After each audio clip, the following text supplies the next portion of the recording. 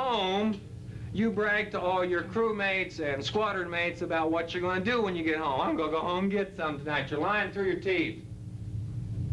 You ain't going home and get anything. Why? Who's in control of your family when you've been going TDY for a long period of time? It ain't you, folks, okay? It's the old lady. And who wants to be in control of your family? It's you, yeah. So when you come off the airplane, what do you start doing? Picking. How come the tire pressure of the tires are down? You know I like to keep 32 pounds by tire pressure. How come the car's not clean? How come the house has been changed around? How come we're not eating at 5:30? And you will piss and moan for about 3 days until you feel like you're back on top of the roost, and then you'll get some, okay? So don't lie to me or anybody else about it, all right? Speaking of getting it, I want to make sure you understand your average. You get it every 5.1 days, okay? That's the national average for aircrew members.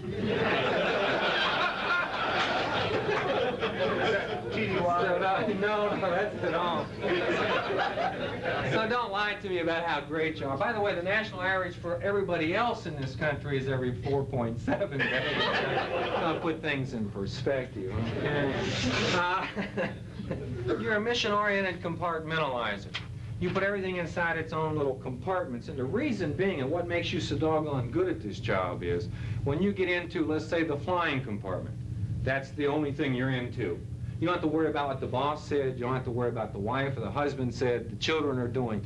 You get into that compartment, and you do it 100% of your ability. You fly, okay? And so if it's so good for that particular aspect for those of us that are aviators, why shouldn't it be good for the rest of the day? It is, and you use it. You wake up in the morning, you have what we call the 3S compartment, shit, shower, and shave, okay?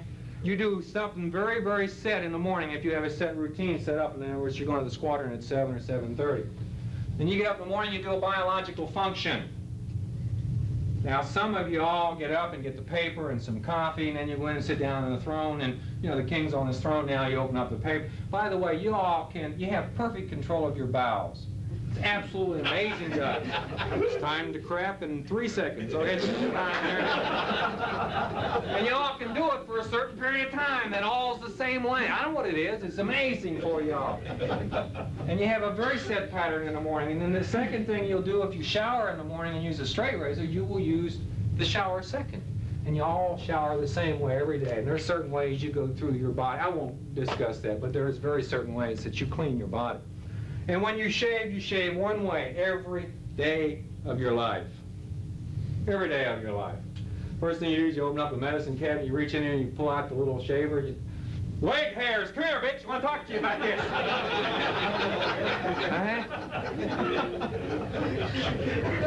The second thing you do, if everything's perfect, you'll take that out and you'll shave. If you're right-handed, you'll start on the right side. Your left hand, you start on the left side. And you'll shave. Sunny strokes here and there. And that's the last area if you don't have a mustache. And if you used 33 strokes this morning, folks, tomorrow you'll use 33 strokes. 10 years from now, you'll use 33 strokes. You've got it down to a science, okay? Every once in a while, you look in the mirror and say, wait a second, I don't want to be so rigid. I don't want to start this side. Just for the heck of it today, I want to kind of change. So you get over here, you get about the third stroke, you nick yourself, you say, piss on that.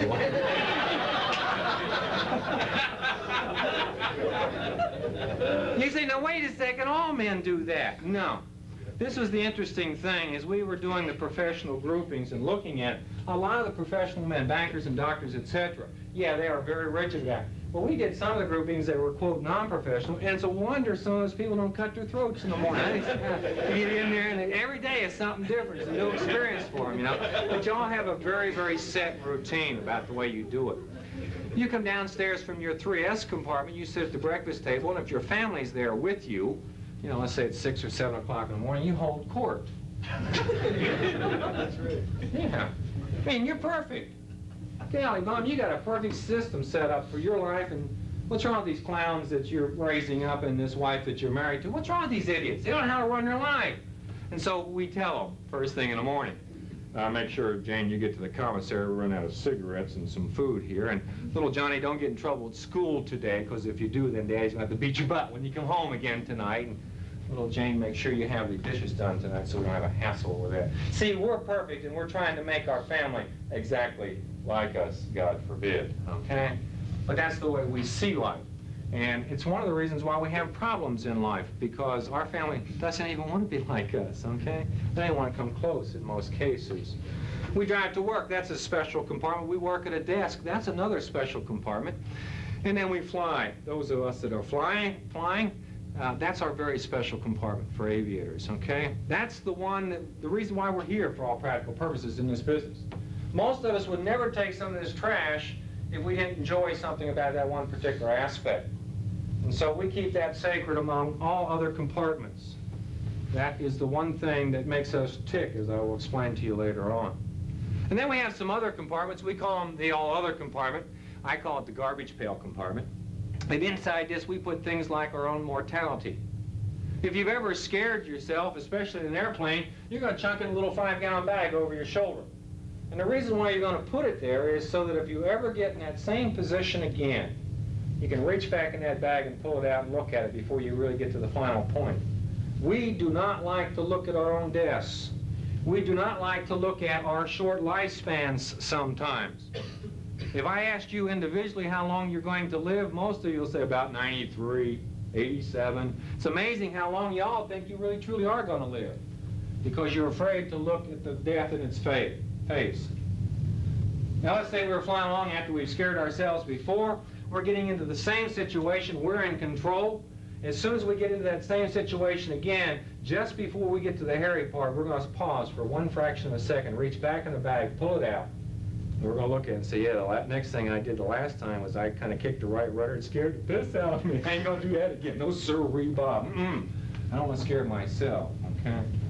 And so we keep it in that little 5-gallon bag for that reason. We put something else here in this little bag. It's called infidelity.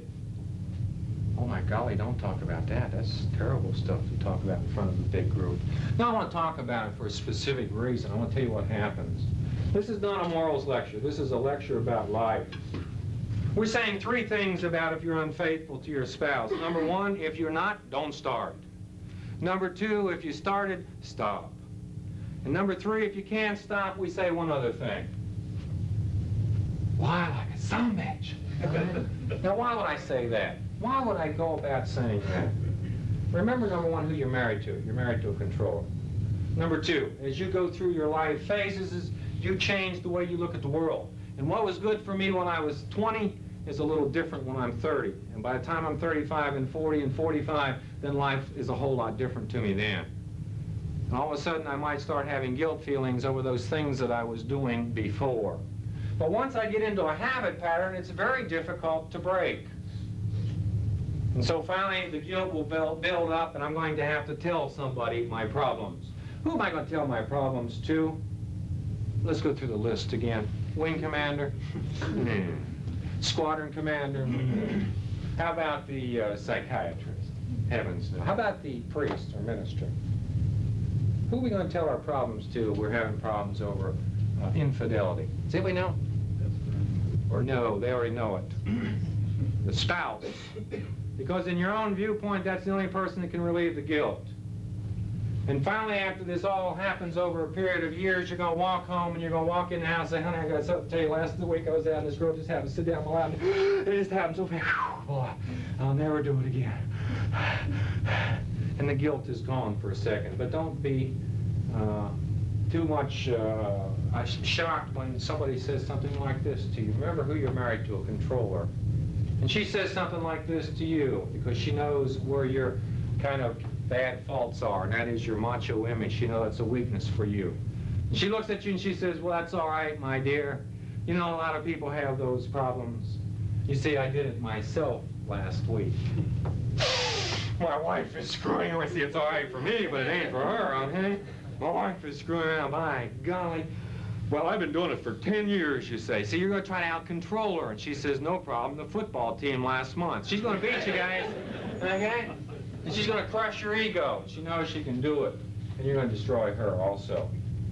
By the way, we want to make sure you understand one other fact.